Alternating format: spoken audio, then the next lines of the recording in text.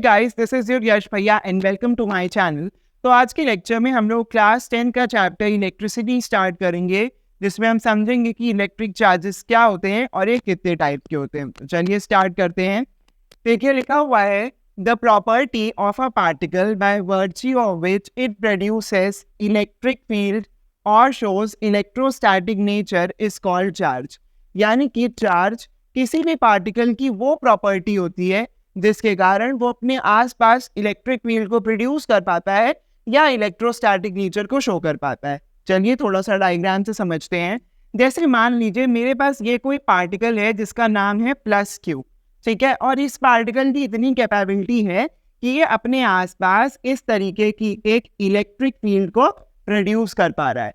तो अगर ये चार्ज पार्टिकल अपने पास इलेक्ट्रिक फील्ड प्रोड्यूस कर पा रहा है तब मैं कहूँगा कि हाँ ये क्या है, चार्ज है, राइट। अब इसके आसपास जो इलेक्ट्रिक फील्ड प्रोड्यूस हो रही है इससे होगा क्या, तो इससे ये होगा कि अगर इस चार्ज की इलेक्ट्रिक फील्ड में एक दूसरा चार्ज प्लस कैपिटल क्यू आ गया तो ये दोनों चार्जेस पॉजिटिव हैं, और आप जानते हैं कि लाइक चार्जेस एक दूसरे को रिपेल करते हैं। तो ये जो चार्ज स्मॉल क्यू है ये दूसरे चार्ज कैपिटल क्यू को रिपेल करेगा, इसको अपने से दूर भगा देगा, ठीक है। और अगर मान लीजिए इसी चार्ज प्लस क्यू के इलेक्ट्रिक फील्ड में एक दूसरा चार्ज माइनस क्यू आ गया तो ये पॉजिटिव चार्ज है, ये नेगेटिव चार्ज है, ये दोनों एक दूसरे को अट्रैक्ट करेंगे, एक दूसरे के पास आना चाहेंगे, ठीक है। ऐसे समझ लो कि ये दोनों दुश्मन हैं और ये दोनों भाई बहन हैं, राइट। तो ये दोनों एक दूसरे के पास आना चाहते हैं और ये दोनों एक दूसरे से दूर जाना चाहते हैं।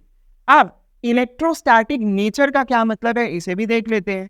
तो आपने बचपन में गेम खेला होगा जिसमें जब आप अपने हेयर में कोम को रब करते होंगे और उसके बाद उसी कोम से छोटे छोटे पीसेस ऑफ पेपर को अट्रैक्ट करने की कोशिश करते होंगे तो पीसेस ऑफ पेपर उस कोम से चिपक जाते होंगे, खेला था ना।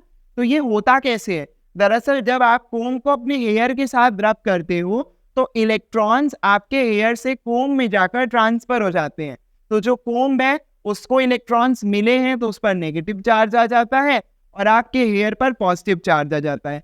कोम पर ये जो नेगेटिव चार्ज आया है इसी के कारण वो कोम छोटे छोटे पीसेस ऑफ पेपर को अपनी तरफ अट्रैक्ट कर लेती है और हम कह सकते हैं कि कोम यहाँ पर इलेक्ट्रोस्टैटिक नेचर को शो कर रही है।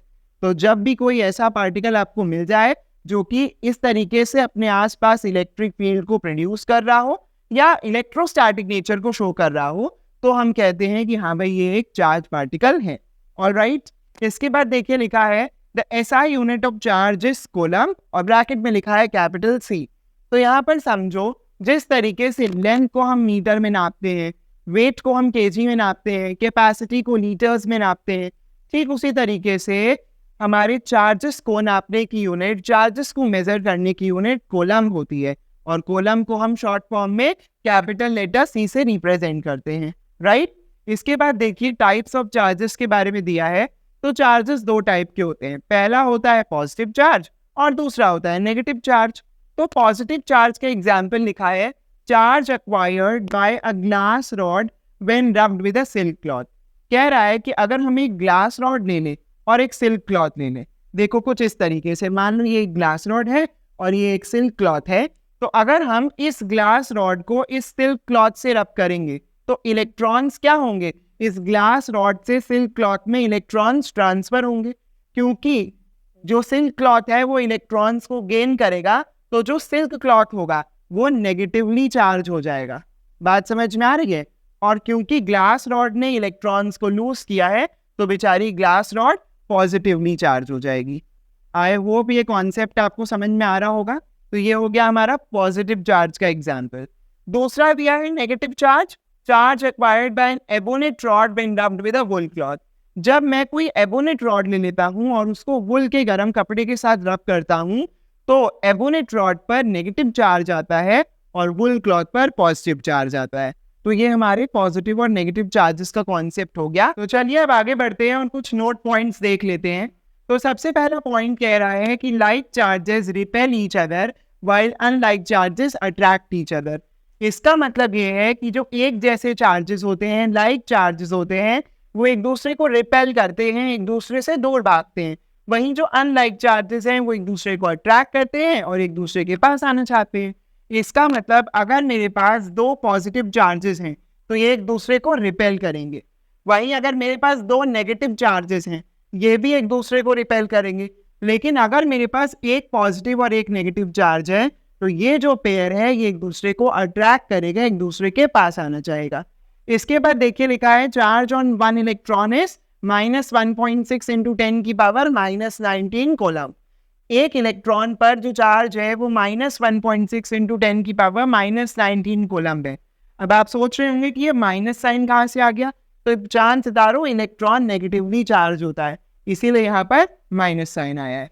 वहीं प्रोटॉन पॉजिटिवली चार्ज होता है तो प्रोटॉन पर जो चार्ज है वो +1.6 इंटू 10 की पावर -19 कोलम का है। ध्यान दो मैग्नीट्यूड दोनों में सेम है, डिफरेंस सिर्फ साइन का है, इलेक्ट्रॉन के केस में माइनस साइन, प्रोटॉन के केस में प्लस साइन। ऑल राइट, इसके बाद देखो एक बहुत ही इंपॉर्टेंट फॉर्मूला यहाँ पे दिया है Q is equal to NE। ठीक है, यहाँ पर Q क्या है तो Q चार्ज है, N क्या है नंबर ऑफ इलेक्ट्रॉन्स है, इलेक्ट्रॉन्स की संख्या है, और स्मॉल e क्या है चार्ज ऑन वन इलेक्ट्रॉन, जो कि आप यहाँ पर देख चुके हैं -1.6 इंटू 10 की पावर -19 कोलम के बराबर होता है। चलिए देख लेते हैं क्वेश्चन इसी पे। Find the number of electrons constituting one coulomb of charge.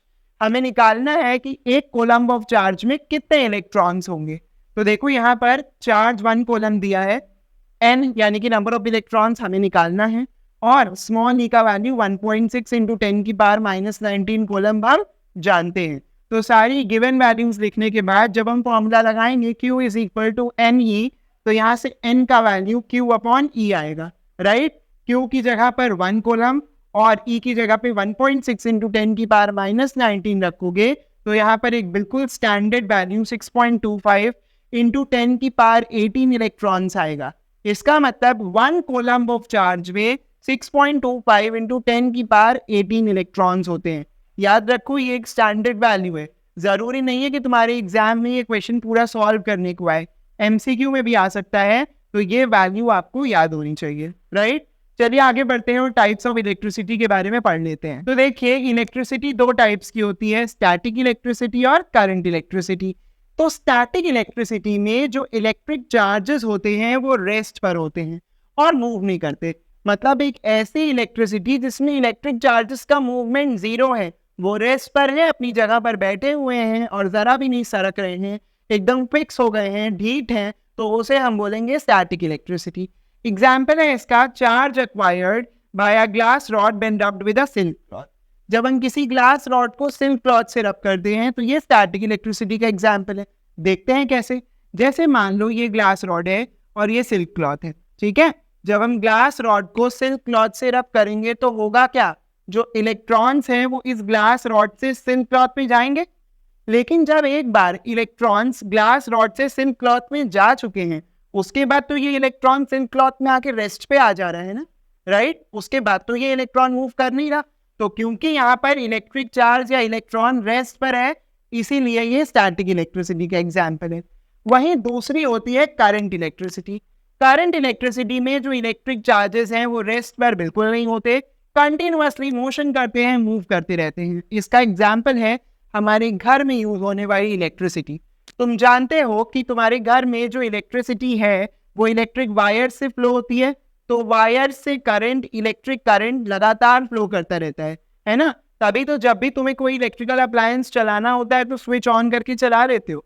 तो क्योंकि हमारे घर की इलेक्ट्रिक वायर्स में करंट या चार्जेस का कंटिन्यूअस फ्लो है, चार्जेस मोशन में है, इसलिए वो करंट इलेक्ट्रिसिटी का एग्जाम्पल है। ऑलराइट, तो बस इस लेक्चर में इतना ही, मिलते हैं नेक्स्ट वीडियो में। वीडियो अच्छी लगी हो तो वीडियो को लाइक, चैनल को सब्सक्राइब करिएगा। Thank you.